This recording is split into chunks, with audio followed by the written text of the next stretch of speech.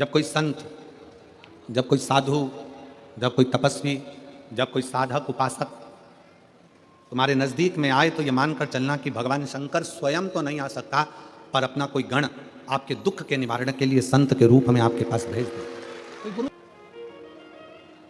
पर यदि अपने परिवार में, अपने कुल में कोई शंकर जी के मंदिर गया होता है, शिव जी को एक लोटा जल किसी ने चढ़ाया होता है, किसी ने शंकर जी का गुणगान करा होता है, कोई ने भगवान शंकर की अविरल भक्ति को धारण करा होता है, तो ये निश्चित है अगर शिव तत्व हमारे घर में कभी हुआ है तो हमारे घर में शंकर भगवान का चढ़ाया गया जल का फल केवल 7 पीढ़ी तक नहीं रहता, 71 पीढ़ी तक वो जल का फल चलता ही रहता। और वही देवराज के साथ में हुआ। देवराज नाम के ब्राह्मण के साथ हुआ क्या? देवराज कभी शंकर जी के मंदिर नहीं गया था, शंकर की स्तुति नहीं करी थी, शिवालय नहीं गया, शंकर जी को एक लोटा जल नहीं चढ़ाया, पूरा जिंदगी देवराज की निकल गई, पूरी जिंदगी पर शंकर की भक्ति नहीं कर पाए। चोरी का धन लेकर शिव जी के मंदिर में गया तो क्यों गया? क्योंकि इसके माता देवराज नाम के ब्राह्मण की मां शंकर के मंदिर में जाकर एक लोटा जल चढ़ाती थी, शंकर की आराधना करती थी, उस जल का फल देवराज को मिला, उस जल का फल देवराज को प्राप्त हुआ। और सारी समस्या का हल, जरा जम के बोलो, जरा, सारी समस्या का हल एक लोटा जल। आप जब विश्वास के साथ भगवान शंकर को जल चढ़ाते हो, तुम्हें लगता है कि हो सकता है भगवान मेरी नहीं सुन रहा, मैंने इतने दिन से पशुपति व्रत करा, मैंने भगवान शंकर की भक्ति करी, मैंने श्री शिवाय नमस्तुभ्यम जपा, मैंने ये करा, मैंने वो करा, मैंने सब कुछ करा और भगवान नहीं सुनता। थोड़ा समय लग सकता है, थोड़े समय में देरी हो सकती है। विश्वास अगर जड़ी है, भरोसा अगर जड़ी है, तो वो शिव सुनता जरूर, वो सुनेगा जरूर, थोड़ा देरी हो सकती है। आप लोग कितनी संख्या में, लाखों की संख्या में शिव महापुराण की कथा सुनने के लिए सूरत में आए हो, तो क्या वो कहते हैं, हमारे यहाँ पर सहज भाषा में कहते हैं, अगर गाय का गोबर अगर गिरा है तो वो धूल लेकर उठता है, शंकर का भक्त अगर शिव महापुराण में गया है तो कुछ ना कुछ लेकर जाता जरूर है। कोई खाली तो जाओगे नहीं, कहीं ना कहीं मेरा उगरदानी, कहीं ना कहीं मेरा शिव, कहीं ना कहीं मेरा शंकर, कहीं ना कहीं मेरा शंभू, कुछ ना कुछ तो देकर भेजे।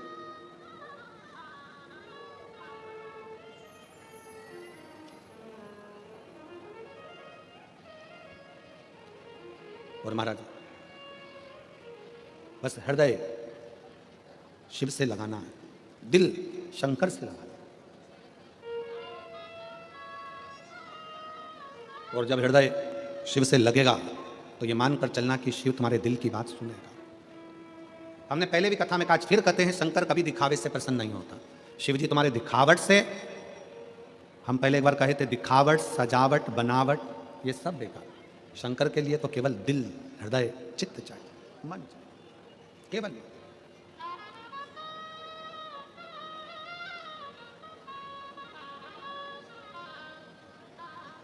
दिल से उसको बजाओ।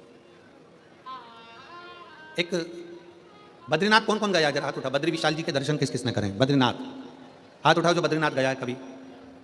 बहुत सारे लोग गए, रखो। बद्रीनाथ मंदिर के दर्शन करें आप लोगों ने उत्तराखंड में जाकर? जब हम बद्रीनाथ जी के मंदिर के दर्शन करते हैं तो बद्रीनाथ जी के मंदिर के दर्शन कर कर, परिक्रमा कर कर जब हम उस ओर आते हैं तो वहाँ एक मंदिर है, छोटा सा, मंदिर के अंदर इधर तो लक्ष्मी जी हैं। बद्रीनाथ जी का हम दर्शन करते हैं तो इस हाथ पे लक्ष्मी जी हैं और इधर घंटा कर्ण भगवान का मंदिर। एक और लक्ष्मी जी हैं, दूसरी तरफ घंटा कर्ण भगवान। किस किसने दर्शन करें घंटा कर्ण के?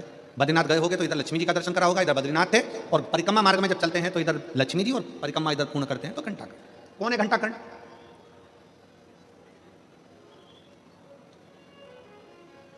ये वो यक्ष है जो भगवान शंकर की अविरल भक्ति में डूबा रहता था।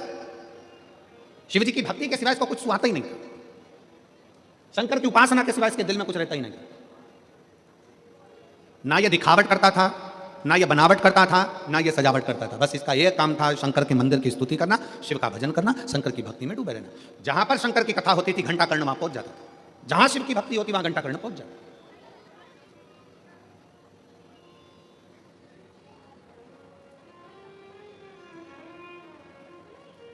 आप लोगों के घर के अंदर घंटी है, वो गरुड़ घंटी, छोटी सी रहते, बजाते हैं। काहे के लिए बजाते हैं उसको? भगवान की आरती में बजाया जाता है, भोग लगे तब बजाया जाता है, भगवान को जगाना हो तब बजाया जाता है। किसके लिए बजाते हैं? भगवान के लिए। जम के बोलो जरा, उसको भगवान के लिए बजाते हो कि भगवान तुम भोजन करो, भगवान तुम जागो, भगवान तुम ये करो, भगवान तुम वो करो? नहीं।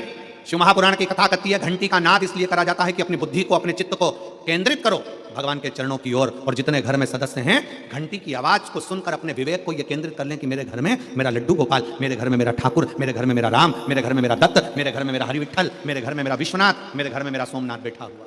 अपनी बुद्धि को केंद्रित करना, अपने विवेक को केंद्रित करना, अपने चित्त को केंद्रित करना कि यहां मेरा भगवान बैठा है और मुझे मेरी बुद्धि को केंद्रित करना।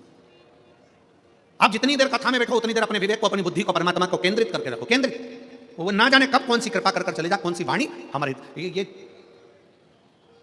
शिव महापुराण की कथा अपने विवेक को, अपनी बुद्धि को केंद्रित करना सिखाती है।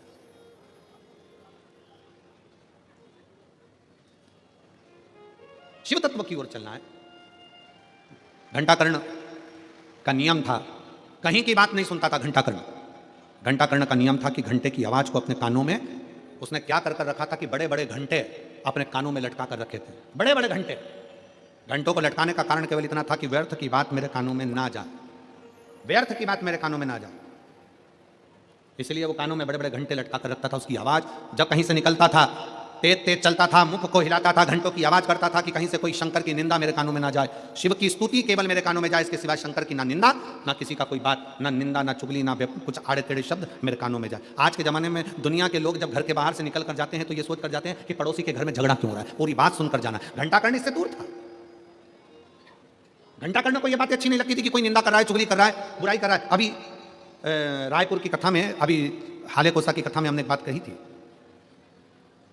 अपनी बड़ाई और दूसरे के घर की लड़ाई जिस दिन तुमको अच्छी लगने लगे तो समझ लेना कि तुम बर्बादी के सिरे पर आकर खड़े हो गए। हाले कोसा की कथा में कहा था, अपनी बड़ाई, अगर आप अपनी बड़ाई आपको अच्छी लगने लगे, मैंने ऐसा करा, मैंने वैसा करा, मैंने वैसा करा, मैंने वैसा करा, समझ लेना बर्बादी के सिरे पर आकर खड़े हो गए। अपनी बड़ाई आपको अच्छी नहीं लगना चाहिए। भैया जो कुछ कर रहा है वो भोलेनाथ कर रहा है, मैंने कुछ नहीं करा, जो करेगा मेरा शंकर करेगा, जो किया मेरे शिव ने करा, जो करा मेरे शंकर ने करा। हमने पहले भी शिव महापुराण की कथा में कहा है, शिव महापुराण की कथा बांचने वाला पंडित प्रदीप मिश्रा नहीं है, शिव महापुराण की कथा करवाने वाला जजमान नहीं है, शिव महापुराण की कथा सुनने वाले आप नहीं हो। शंकर की कथा बांचने वाला भी शंकर है, शंकर की कथा करवाने वाला भी शंकर है, और कथा सुनने वाला भी शंकर है। निमित्त हम, आप स्वयं की बड़ाई और पड़ोसी की लड़ाई अगर आपको अच्छी लग रही है तो समझ लेना कि आप जिंदगी में कभी आगे नहीं बढ़ सकते, आप फेल, आप सक्सेस हो ही नहीं, क्योंकि आपको लगता है मैंने करा, मैंने करा, मैंने करा, मैंने करा। शिव महापुराण की कथा कहती है वो तो भोलेनाथ को कराना था इसलिए कर दिया, आपको आगे बढ़ाकर आपका हाथ परमात्मा ने पकड़कर आगे कर दिया, वो उसकी कृपा। और प्रभु आपकी कृपा से सब काम हो रहा।